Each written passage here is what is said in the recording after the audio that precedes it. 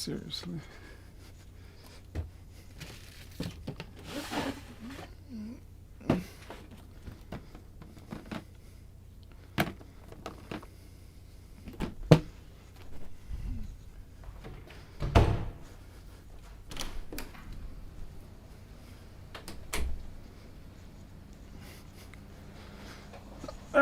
Alrighty.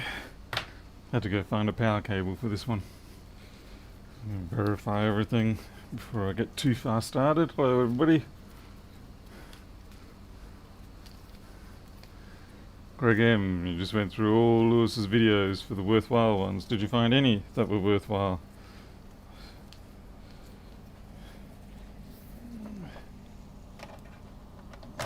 Okay.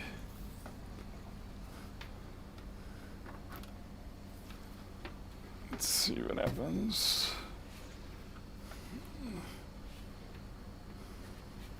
Green light.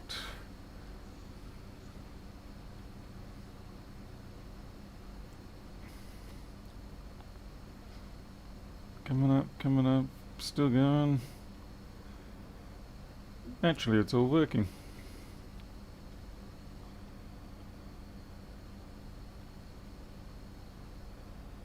Well, that's just typical. Yeah, I'm going to say this is probably a power supply failure. So just get a bit on the wider zoom view. That should do.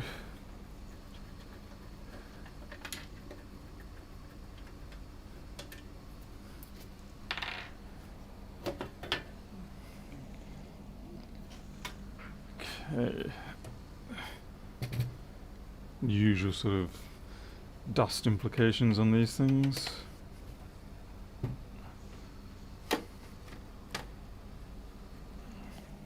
But dust is not going to be the primary culprit at this point.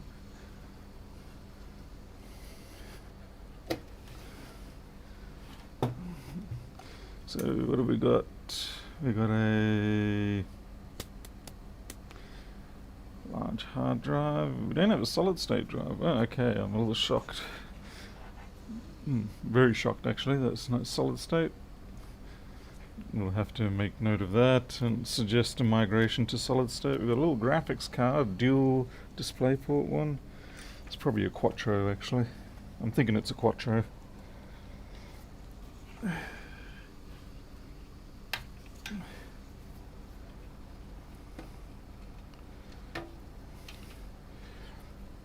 This is going to be a major pain in the posterior.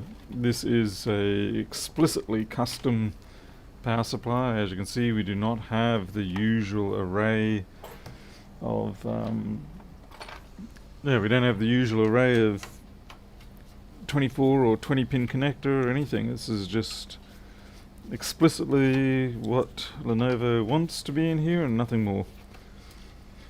And that's a bit of a pain, which means essentially, short of ordering a replacement, assuming this is the fault, we have to repair this outright. What's more fun is that I can't actually test it.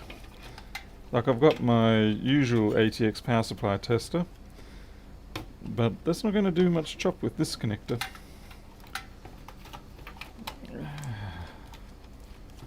Okay, it would have been smart if I actually untethered the cables first. Smartness is not my thing today, it's Monday. Interesting, they ran the Wi-Fi cables over the power supply leads. I would have gone the other way myself, but I'm sure they had their reason. Okay. I'm just having a glance around, seeing if they're all metal can caps for the most part. That's quite interesting because it's an i7, 7th generation, so yeah, there's got to be a lot of power going through those limited number of cables. Anyway, we'll put that aside.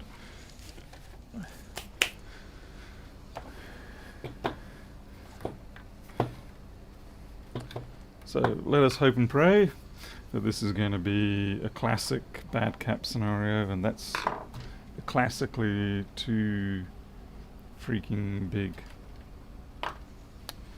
And classically, I took the driver. Oh well, I'll use this one.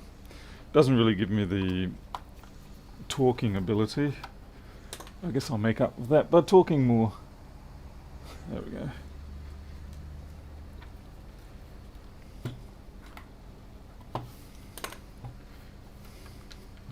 Let's see, how many secret screws has this thing got?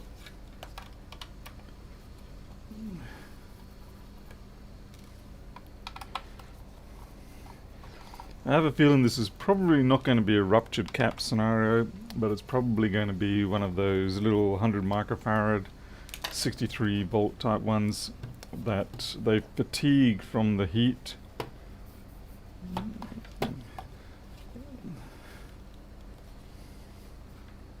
Ah, right, okay. Should clip off the damned...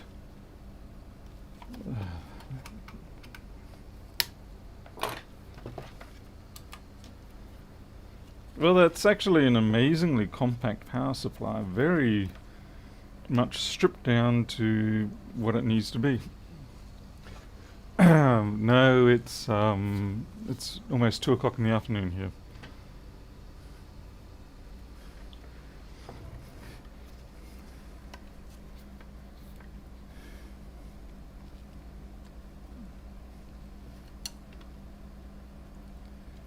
The only trouble with ESR meters is you've got to take the caps out to measure them.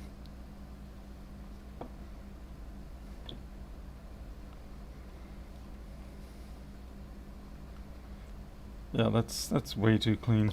Damn it. It's fun. It's not even a standard... We're not even dealing with a standard power supply. This is... we took everything out that we don't need power supply and left you with just the bare minimum.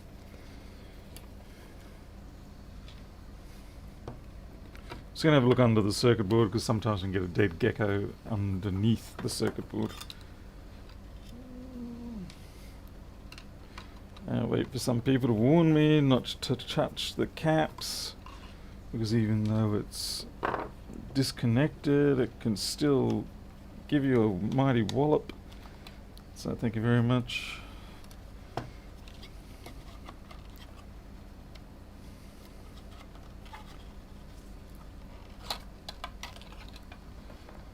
Alright, no dead gecko under there.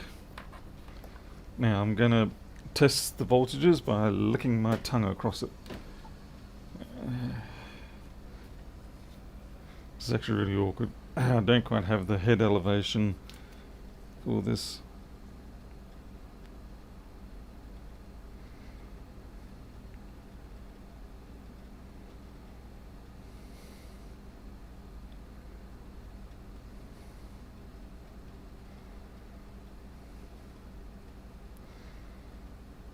Well, there's been no sparking at least.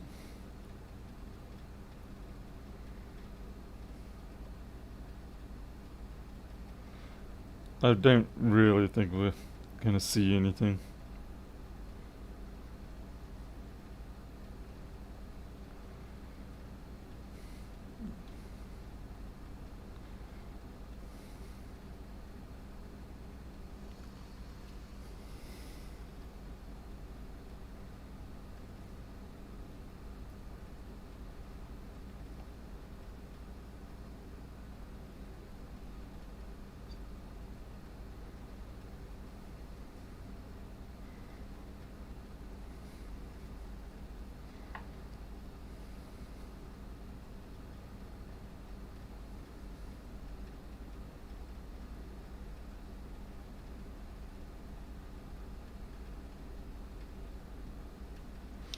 See this thing here, this one here. See, if I had to blindly guess, then my suspect would be that one there. It's a 100 microfarad, 16 volt.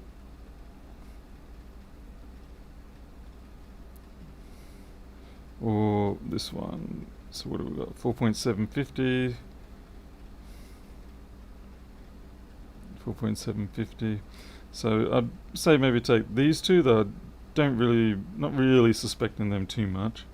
But needless to say, I'd swap that one, and that one there. I might also do this one here.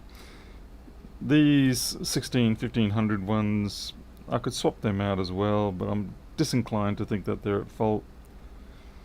Yeah, I'll see what I've got in my stack.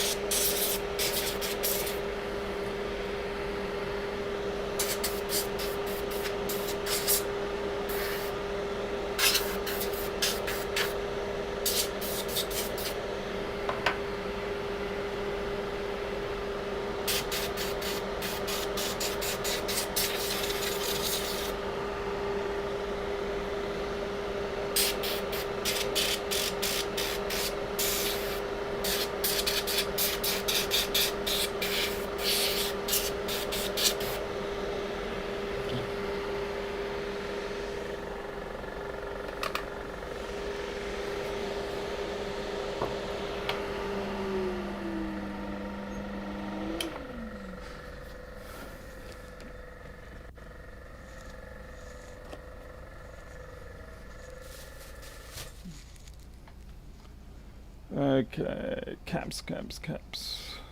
Bad caps.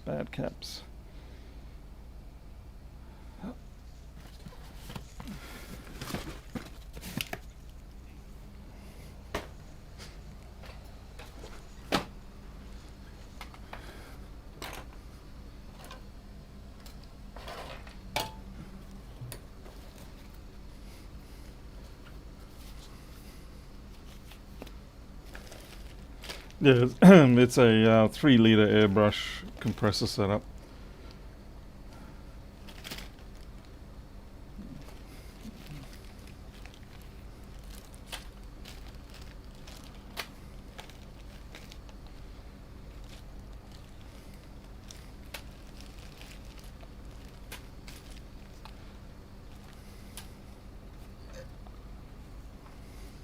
Damn it, need my glasses.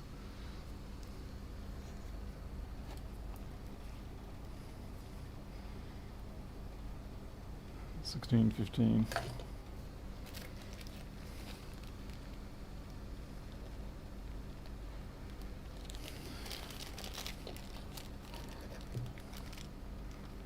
I considered changing those output stabilizer ones to 2200 16 volt.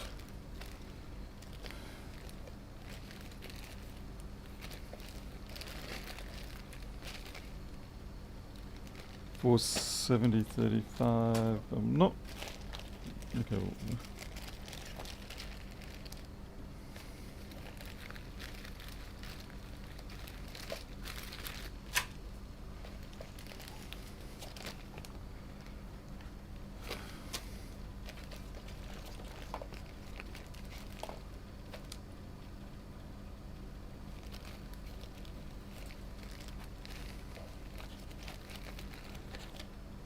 jeez, man.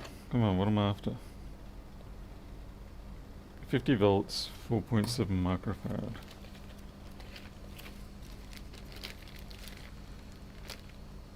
Microfarad, 400 volts. That's a little bit over the top.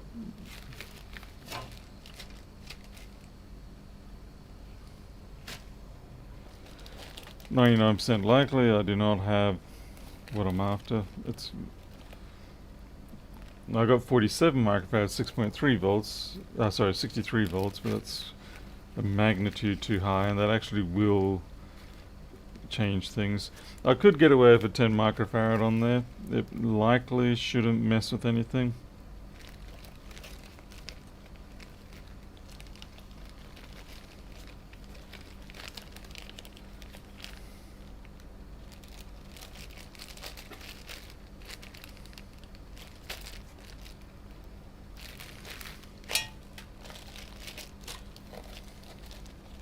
1 microfarad. Why is it that no matter how many caps you've got, you seem to always forever have jobs that want caps that are in the gaps? Gap caps.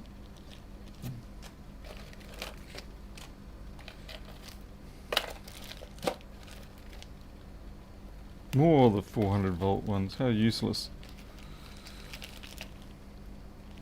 Super cap? Definitely useless. Ah dear. Mike, there probably are, but it's really... There's really not a lot of point me probing around at this point. It's going to be easier for me to just empirically swap them out, see what happens, and go from there. 100 microfarad, 16 volts. I actually got one.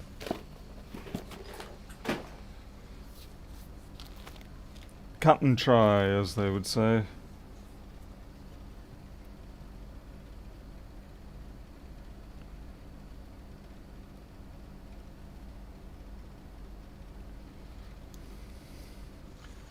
It seems so dim around here.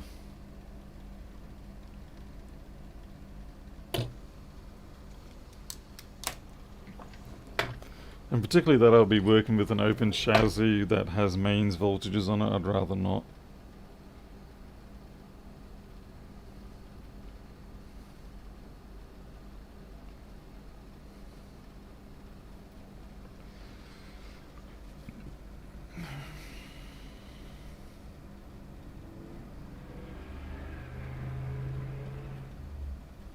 It's going to get awkward as I do this, unfortunately it's just the nature of the board.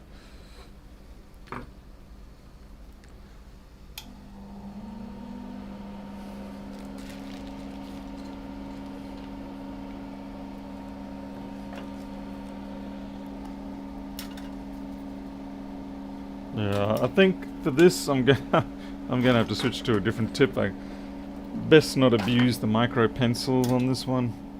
I think that would be pushing my luck a little far. We'll bring out the classic chisel 1.2 or 1.6 tip.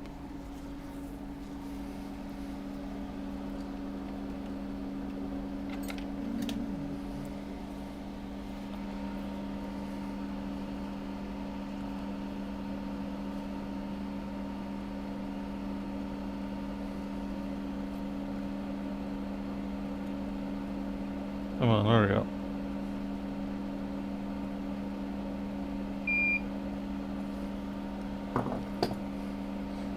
And do the dirty old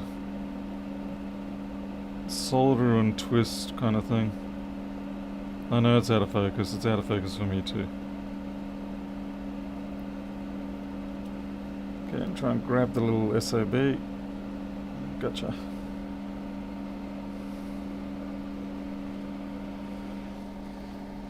Now obviously we'll keep these caps aside.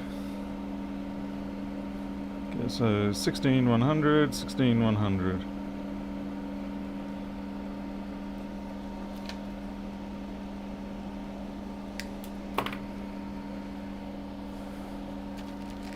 Actually, what the heck are these?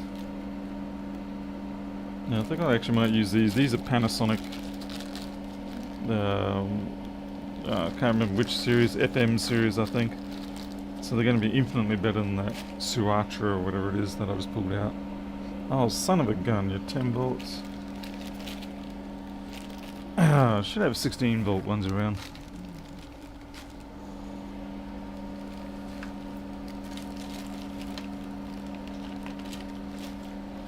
Hey Rob Brown, hey Sonia. No, more 10 volts. Damn it. Might just have to stick with that one then.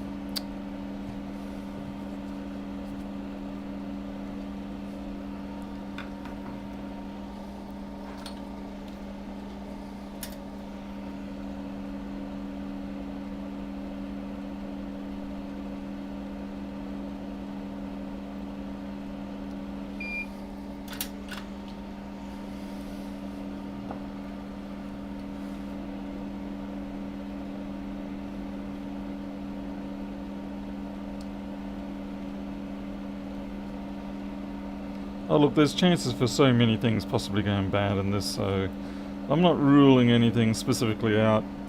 I'm just replacing what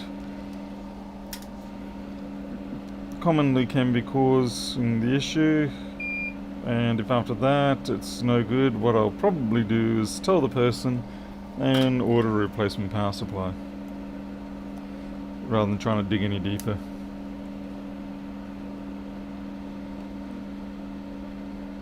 Oh, that's flown off into the goodness knows what land. Okay. 150 microfarad, 25 volts. Where do they come up for these values at times, I wonder?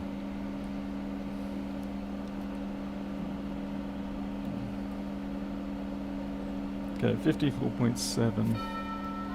Oh, I've got a I've got a visitor. Yeah, I'll be right back.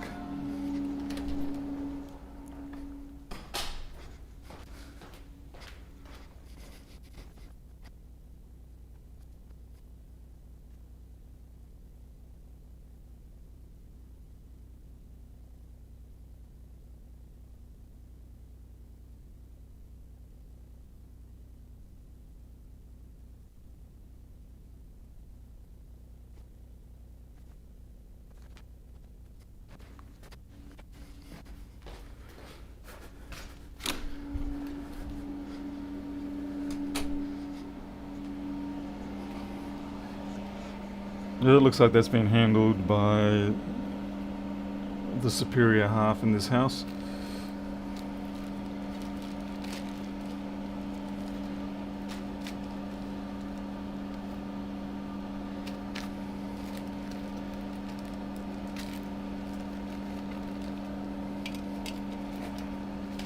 No, it's a job. Someone's bringing a job in.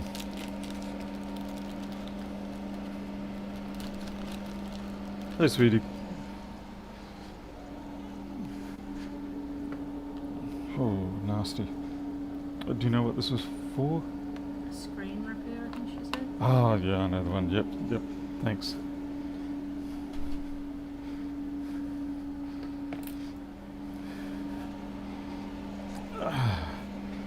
It's going to be a fun one. That's a one of the sort of screens that I generally refuse to do, and that's because it's a touch display. Full high definition 15-inch touch display, and it looks like there's a whopping great big dent in the back of the screen, so even less inclined to touch it, but I'll have a look.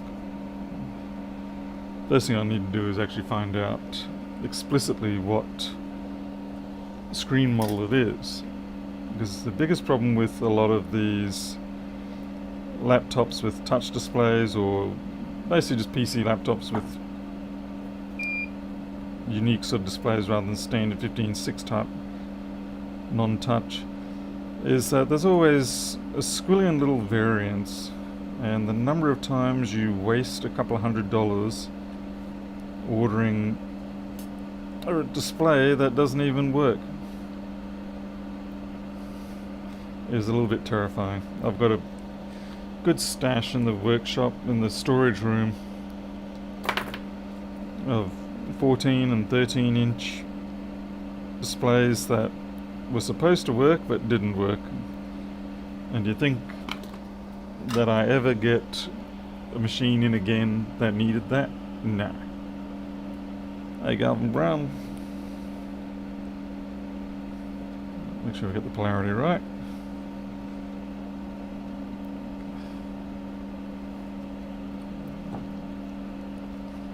So now when it comes, if it's not something that I'm already aware of, explicitly like to know the model, then I get people to bring in the machine, I pull the panel off and then replace it based on the number.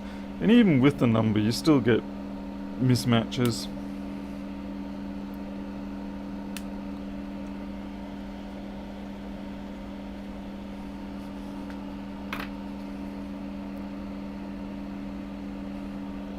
Yeah, I'll have to see if I can get the dent out of it first, Arnold. Alright. Now the wick is in my tools page. It's tech spray wick. I buy it in the 25-foot long rolls. Yeah, Arnold, yeah, that's right. version 1 versus version 1.13 versus whatever, you know. So usually when it comes to those scenarios, I tend to tell people, look, just take it back to the manufacturer.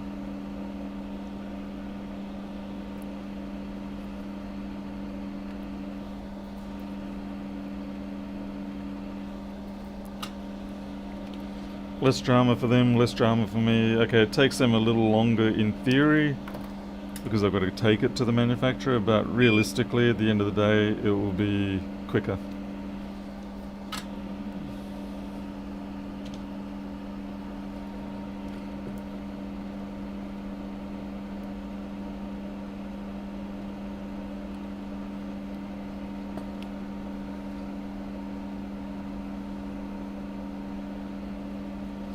Yeah, these wire looms are such a pain. This is why I love boards like MacBook boards or anything that doesn't have wildly protruding connectors and looms and all sorts of stuff coming off it.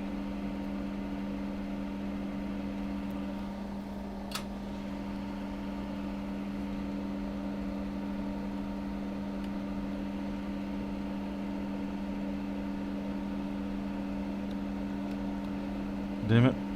I folded that leg down a little bit too low. Alright, that'll have to do.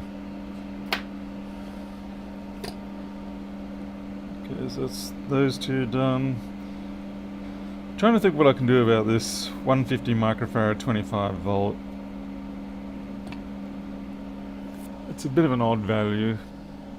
So I can go 220 25 volt, that will probably 470 might be pushing it a bit far. These better not be 16 volt 100 microfarad. You son of a gun! Oh. That's it, I'm taking that 100 microfarad back out and putting in the Panasonic one. This one here. I'm going to take that back out. Given an option, I'll always prefer to put in things like the Panasonic FMs or, yeah, basically very dependable caps.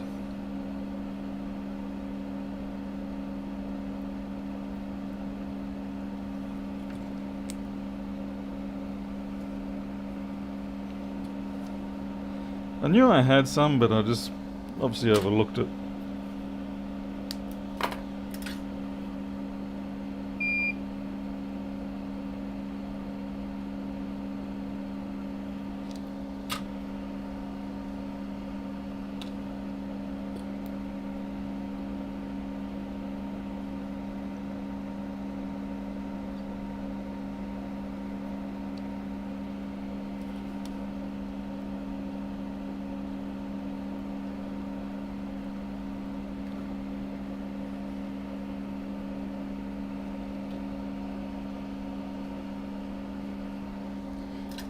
No, gee, I don't cut them too low, because if you cut them too low it fatigues the leg, and also there is actually a very tough plastic membrane barrier shield to the case.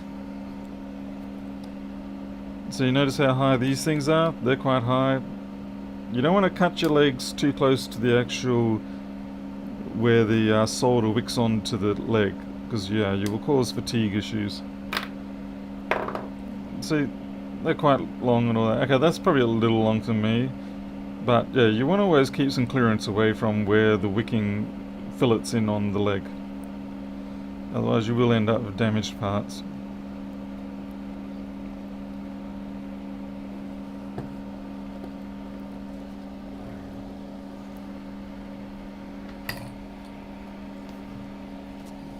Alright, yeah, it could even actually be this input cap. Fortunately, I see 120. I don't have any 120s. I've only got 100s. Alright, so we're looking for something like 220 microfarad. Okay, 220 25. I mean, look, yeah, when I say you're going to damage the parts, it's not like it's super likely to happen, but it's just a case of you try to minimize these things. It's just one of those habit things, I suppose.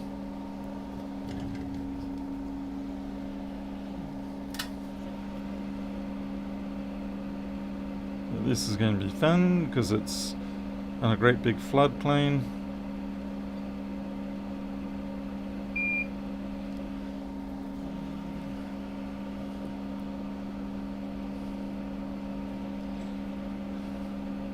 It's additionally fun because I actually don't have any levering room out of there. So we might have to take the two big ones out.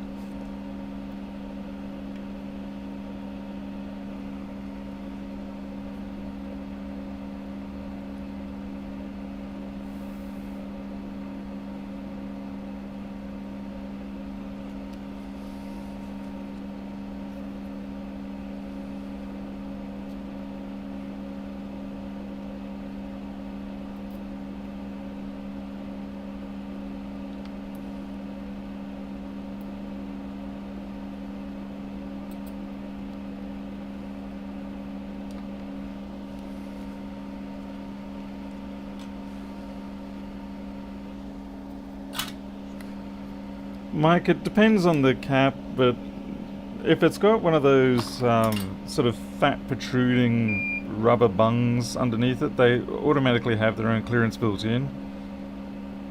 But if it's a cap and it doesn't have a protruding bung, then I will sort of usually give it a little bit of distance.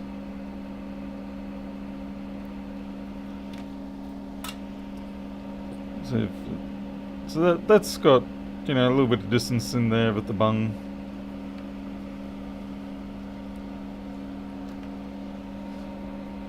Alright, now we can actually get this one out. And if you do end up having to leave it protruding a bit too much, you can always silicone goop or polyurethane goop it up. Not my greatest recommended idea though.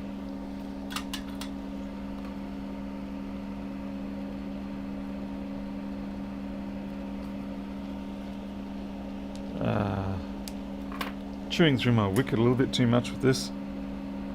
Realistically, I could probably be better off using a solder sucker, but solder suckers can be a little bit aggressive. Mind you, this is a fairly hefty circuit board. You know, the traces aren't little delicate things, so the recoil impact shouldn't hurt them.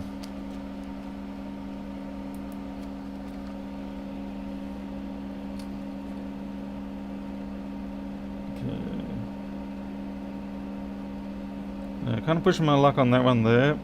That's the only trouble with these Panasonic ones, or the ones that I've got, is that they are a little bit larger for the same capacity slash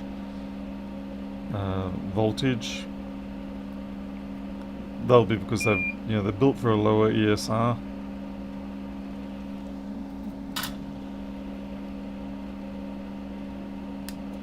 Yep, bit close.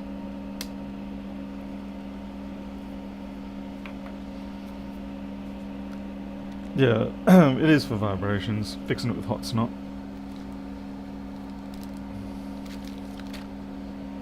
Okay, so what have we got here? 1500.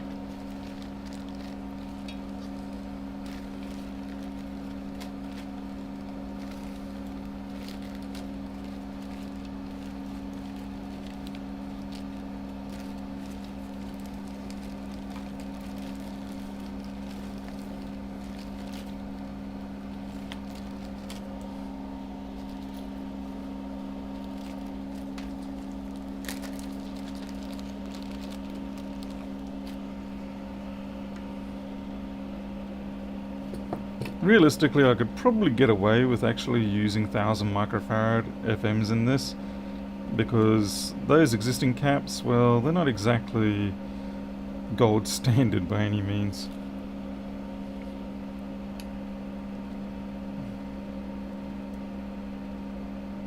Just trying to get a feel for the fit here, and yeah, see, I can't get that in, so I'm going to have to come up with another solution. Normally I should have some higher profile ones. Yeah, here we go. Just as I say that, I find them. So they stand taller, but they're narrower. So these ones here, they're substantially larger. I could probably put one in there and that would beat the pants off what was already in there. Gecko thinks so too.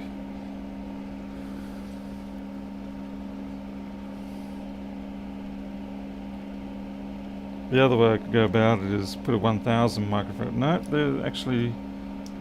No, that was misleading. They're actually thicker. My bad.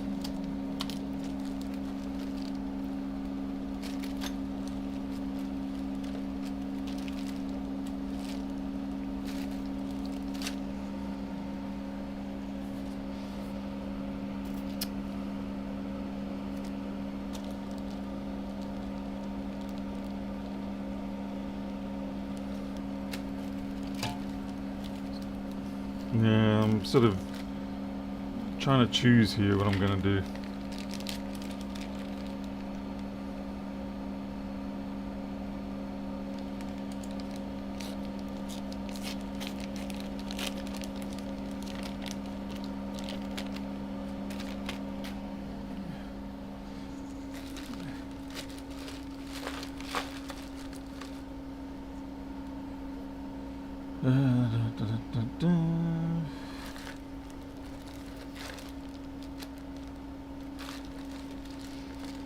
I could put a single 4700 microfarad in.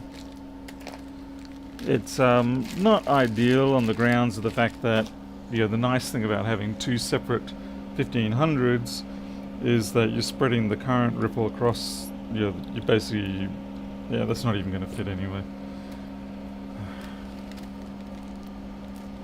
Come on, Paul, make a choice.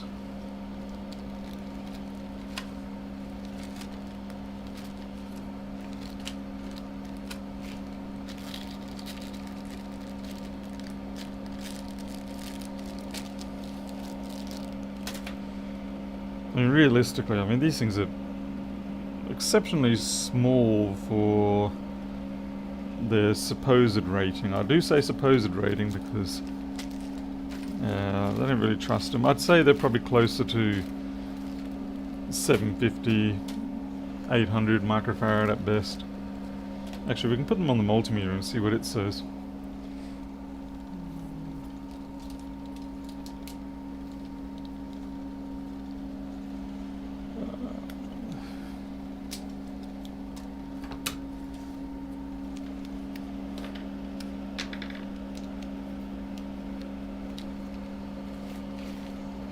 See.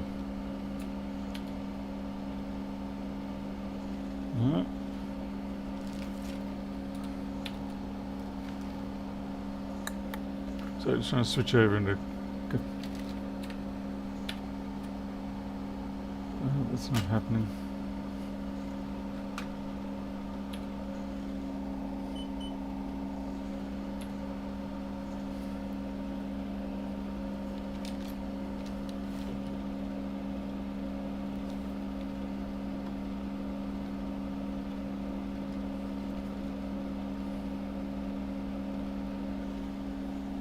Yeah, I just realised this meter probably won't be able to go up that high. Yeah, it's not going to go up that high. Oh well. Doesn't matter.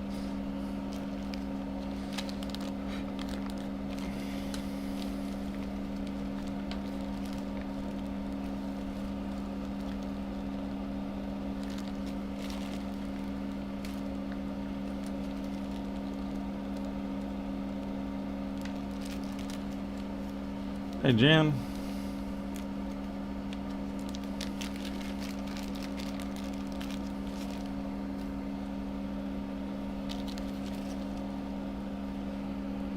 Alright, let's see if we can do this.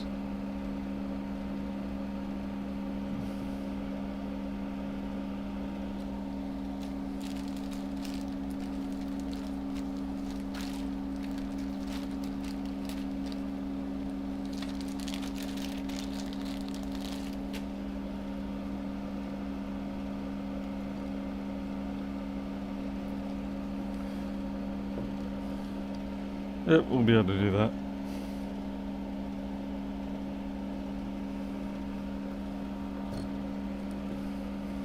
I've got a 1000 and a 2200 on there.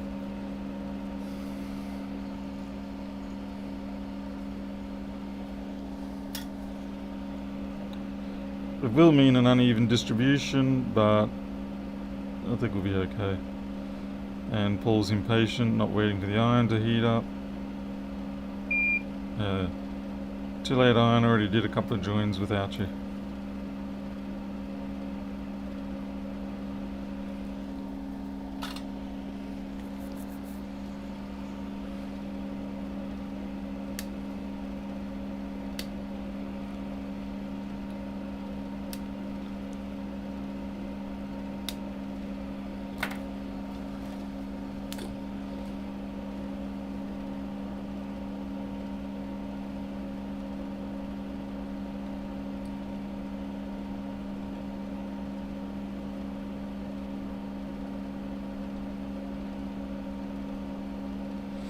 Alright, they all look orientated correctly.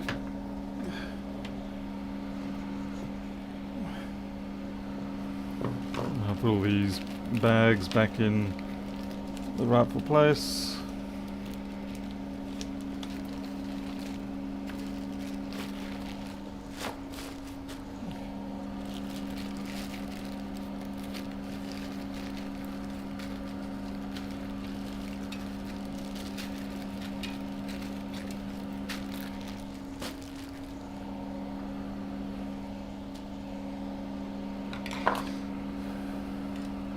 These ones here we will keep aside just in case,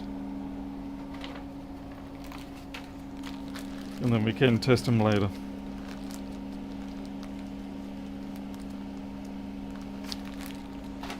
Actually, it might be worth having a look with some of the smaller values and see if any of them read a little bit low.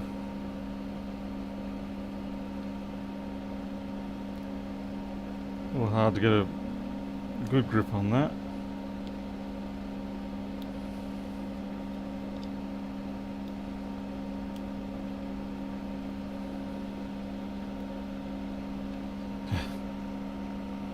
Son of a gun.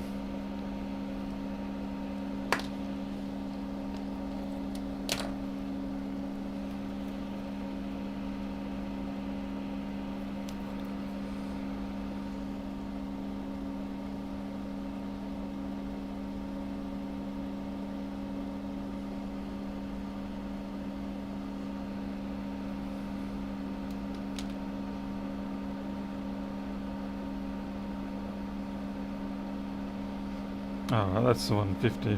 I was meant to be testing the 4.7s.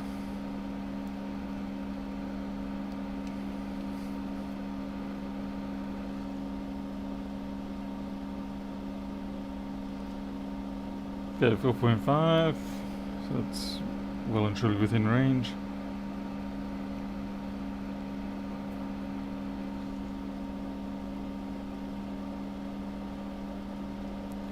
.5, that's good. This one I think is going to be out of range because I think my max is 50 microfarad on this.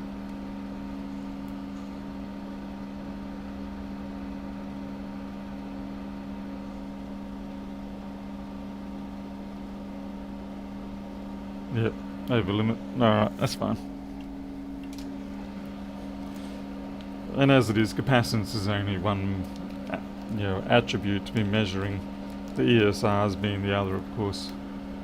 Ah, come on, man. Nee, man.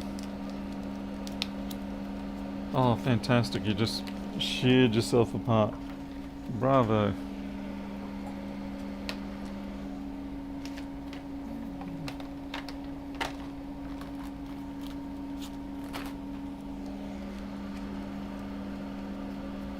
Jim, it's in the other office. I'm not going up there to grab it. Sorry.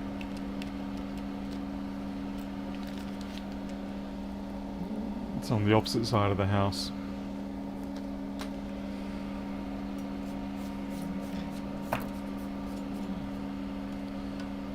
And see, this is what I was talking about before. See, on the bottom, they've got this hard plastic insulating plate. So that's why it's not a problem if your legs are a little bit long.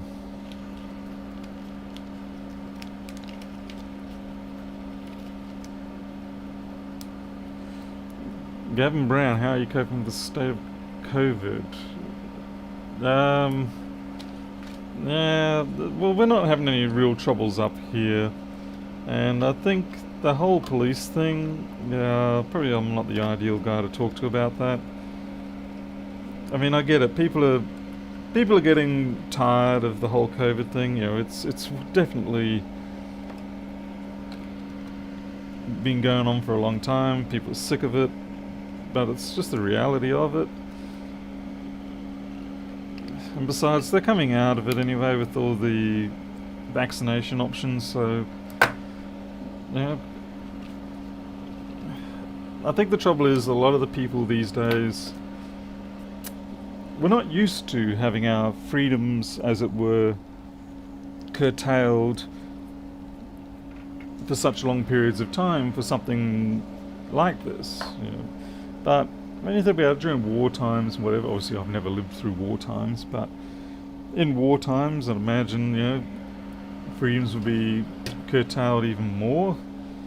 At least we can leave the lights on and talk on the computers and everything like that still. So yeah, I think it's more a case of people just getting tired and, tensions are flaring. Unfortunately, there's not much that we can really do about it.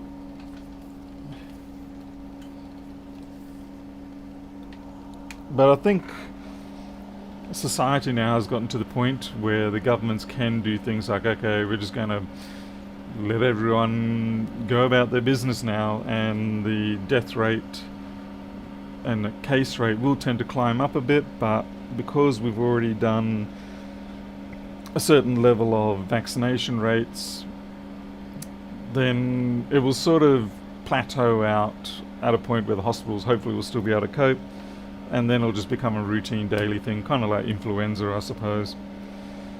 Anyway, best I don't talk while I do this. Okay.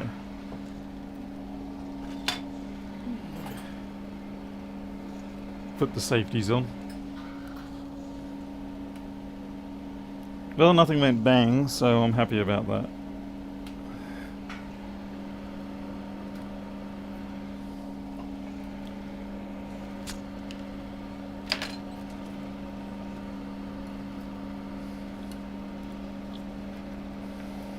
I mean, I don't doubt that it's been quite hard for a tremendous number of people, and there's going to be such a level of psychological damage. There's going to be, for decades, people recovering from this, most likely. But it wasn't really a case where we wanted to test the alternative so much. Because if we went the alternate route, then chances are things might have been worse. There's no guarantee that it would have been. But I suppose you sort of evaluate for what is the likely outcome as opposed to the best hope outcome. And of course, on the other side of the coin, there's all the businesses that have actually thrived because of COVID. But you're not allowed to really talk about that much because that's, understandably, there's a huge number of businesses that didn't thrive and went down the gurgler.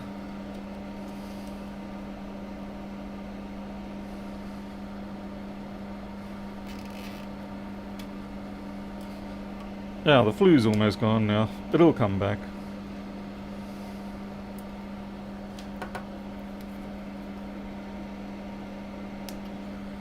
At the end of the day, there's always going to be a side that says everybody, we went the wrong route, and there's going to be a side that says we went the right route. And the thing is, it's not going to change what route we took. We took this route,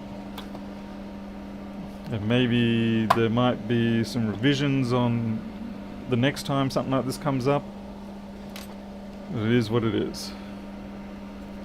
And you can bet your boots there's going to be lawsuits, there's going to be royal commissions, there's going to be buttloads of money spent evaluating what went wrong, what went right, all those sort of things.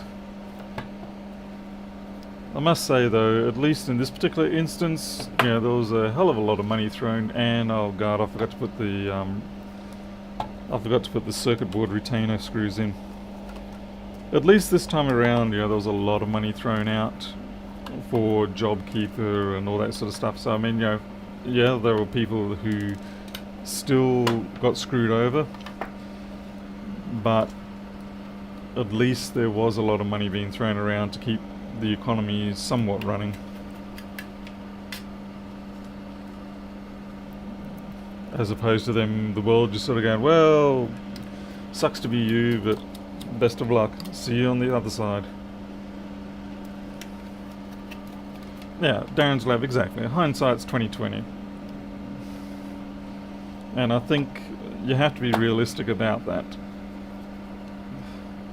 Because too many times people will go, well, you should have known better. And it's like, you actually often don't know better. You do the best you can based on what information you have, and that's it. And you're going to have the people, like if in hindsight it turns out we took the wrong choice, then there's going to be people saying, see, I told you, but then that was merely 50-50 luck for them for a lot of cases. I dare say if another scenario comes up and those same people who maybe took the right guess, and I do mean guess, then on the next scenario they'll make a guess and it'll be wrong. Because they just simply guess. If you guess the lotto numbers, it doesn't mean you're a savant or a soothsayer or someone who can predict things. It just happens to be you took the guess that was right. And I think you have to make that distinction when it comes to these sort of scenarios. It's like, don't all of a sudden presume that just because one person or a group of people got it right from their armchair doesn't mean that they actually know why they got it right.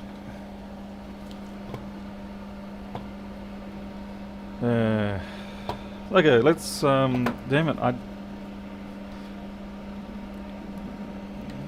it sucks that I can't test this. The only way I can test it is to put it into the chassis, and I don't like doing that.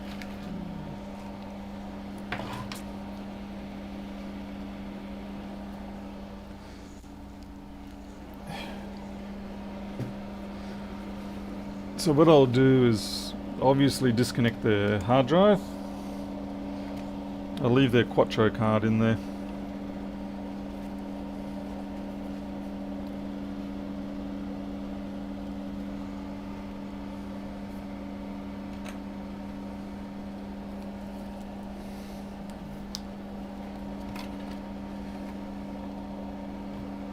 But yeah, there's going to be years upon years upon years of research into what was coincidental versus what was causal, and there's going to be no shortage of people coming up with crazy conspiracy theories. It's basically it's going to be the modern day moon landing, or maybe even the more modern 9/11. Since that's sort of gone quiet, so yeah, maybe they're looking for something new now. Okay, for me, I'm more concerned about the fact that I can't get this thing to latch in.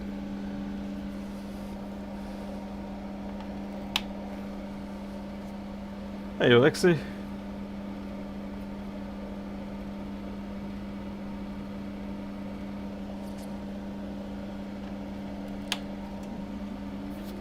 Tradie Trev, I'm not really willing to take that chance. I'd just rather plug it in. I've disconnected the main important thing, which is the hard drive. We can go from there.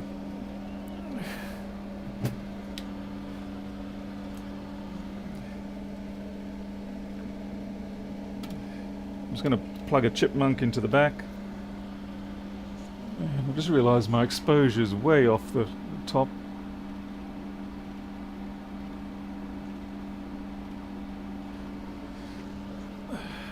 Let's go back to 0.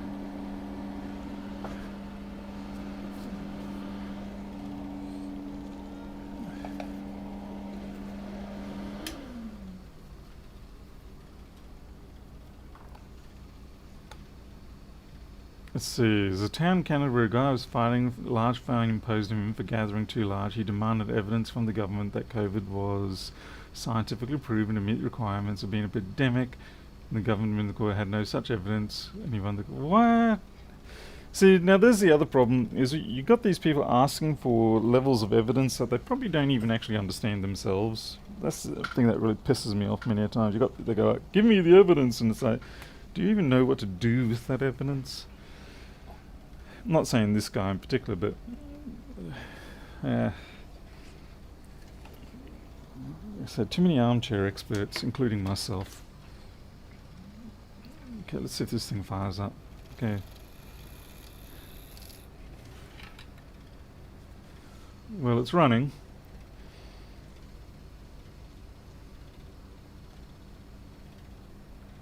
And it's sensibly running, it's idled down. Mike, I think the problem with that is I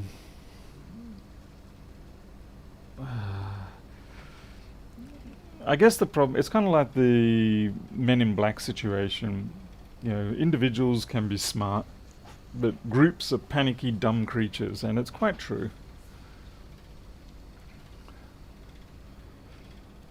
And in many cases, it's better to err on the side of caution and be proven wrong later than to be carefree and have a decimated society. Now, I guess that's what they went for. They're like, well, we don't really know what we're dealing with, so we're going to go on the side of caution here. And if we're wrong, fine, kick us out of politics or whatever. But at least it's better that way than to be the other way, and half the population drops dead, and society crumbles. It's a risk evaluation. I suppose they went for let's be proven wrong later. Has that chipmunk been blinking?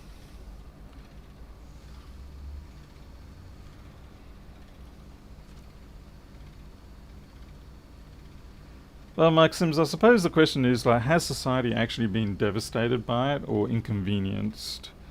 And yeah, so that's probably going to be more the debate. Okay, so we've got the green blink, we're okay. Okay, that's good. Disconnected, let's reassemble this thing. I think we're at least theoretically good to go. So now we're going to be fighting in shades of grey. And that's always fun.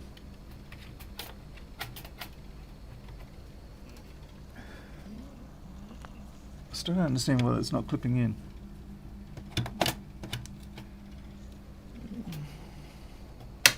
There we go, now it's clipped.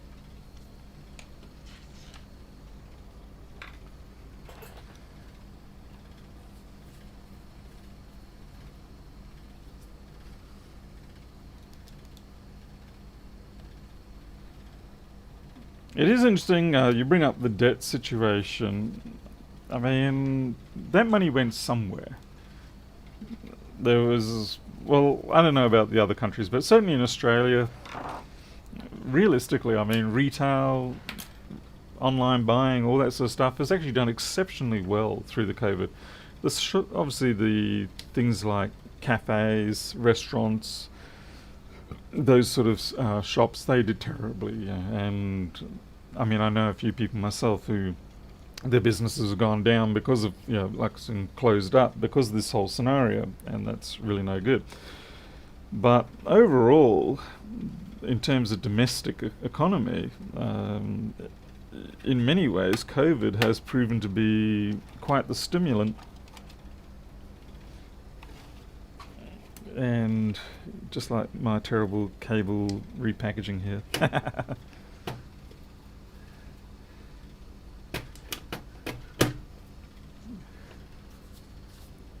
Alright. Well, I think at this point now it's a case of I'm just going to have to keep testing this machine. I can't prove that this is legitimately fixed at this point. I can only prove I can only have anecdotal events whereby when I start it, it works. And if I get enough of those, then maybe I can say it's in my theory that I have now fixed this power supply. Can I actually prove it? Not technically, no.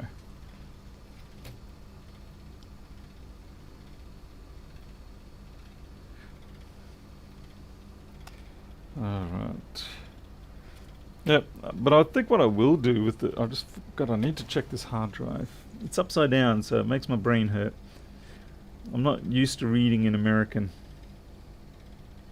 It's a 1 terabyte. Okay, it's moderately small. I may strongly suggest to the person that they have that migrated over to a solid state drive for, yeah, in fact, yeah, I'm going to take this out, I'm going to clone it as a precaution, in case, say, I don't know, maybe the power supply decides to have a flashback and kill itself.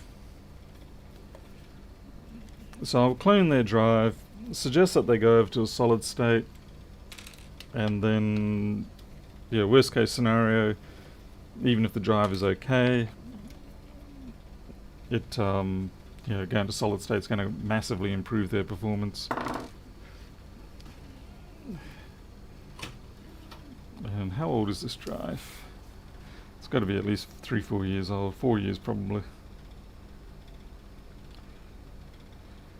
2017, right, yeah, 4 years, okay. Yeah, alright then. Okay, I'm going to leave it at that.